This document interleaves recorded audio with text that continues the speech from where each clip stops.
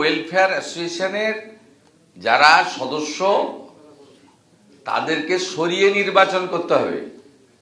পুলিশের রাজনীতিকরণ ঠেকাতে যে পুলিশ ওয়েলফেয়ার বোর্ড তৈরি করেছিল রাজ্য সরকার, তার বিরুদ্ধেই রাজনীতির অভিযোগ তুলেন শুভেন্দু অধিকারী।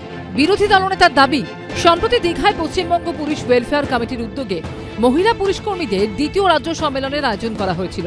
সেখানে সংগঠনের নেতারা মমতা বন্দ্যোপাধ্যায়কে ফের ক্ষমতায় ফেরানোর জন্য পুলিশ কর্মীদের সক্রিয় হওয়ার ডাক দেন বলে অভিযোগ শুভেন্দু অধিকারীর।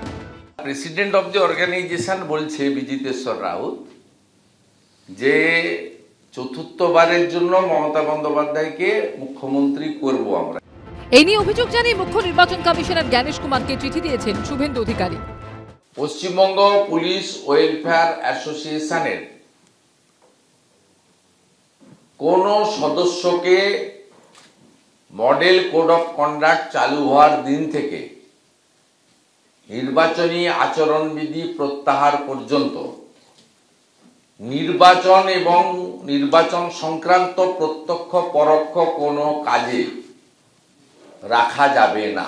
এখানে যে সংগঠনের কথা বলা হচ্ছে তারা তো সাংগঠনিক পক্ষ থেকে একটা বার্তা দিয়েছেন, আর যে শুভেন্দু অধিকারী এত বড় বড় কথা বলছেন জ্ঞানের বাণী, সেই শুভেন্দু অধিকারী জ্ঞানের বাণী কোথায় ছিল যখন কদিন আগে কলকাতা মহানগরীর বুকে তৃণমূলের ধর্ণামঞ্চ খুলে দেওয়া নিয়ে সেনাবাহিনীর সঙ্গে আমাদের চাপানুতর হয়েছিল। তারপর শুভেন্দু অধিকারী বিজেপির মঞ্চে, যেই মঞ্চে পেছনে ব্যাকড্রপে বিজেপির সিম্বল, বিজেপির লোগো, বিজেপির নাম লেখা, সেই মঞ্চে সেনাবাহিনীর কর্তাদের এনে রাজনৈতিক করেছিলেন। আসলে এদের রাজনৈতিক দেউলিয়াপনা প্রতিটা স্তরে প্রমাণিত। এর আগেও পশ্চিমবঙ্গ পুলিশ ওয়েলফেয়ার কমিটির সদস্যদের একাংশের বিরুদ্ধে রাজনীতি করার অভিযোগ উঠেছে। দেশের আইন অনুসারে পুলিশ সমেত সব সরকারি কর্মচারী কোনো রাজনৈতিক দলের পক্ষে বা বিপক্ষে প্রচার করা বেআইনি, কোনো অধিকার নাই। তো কোনো পুলিশ অফিসার যদি সেরকম করেন তাহলে তার চাকরিতে থাকারই অধিকার নাই। ভোটের কাজে নিরপেক্ষ কর্মচারীদেরই দেওয়া উচিত, এ ব্যাপারে কোনো রকম সন্দেহ থাকতে পারে না। এ রাজ্যে পুলিশের রাজনীতিকরণের অভিযোগ আজকের নয়, এবার ফের সেই অভিযোগেই চলল চাপানুতরের পারদ। দীপক ঘোষ ও অমিত জানার রিপোর্ট, এবিপি আনন্দ। এবিপি আনন্দ, এগিয়ে থাকে, এগিয়ে রাখে।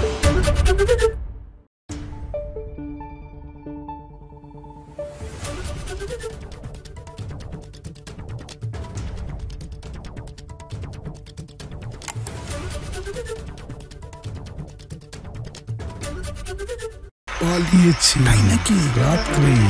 বাংলা গুজব চায় না, বাংলা খবর চায়। বাংলা খবর, বাংলার খবর।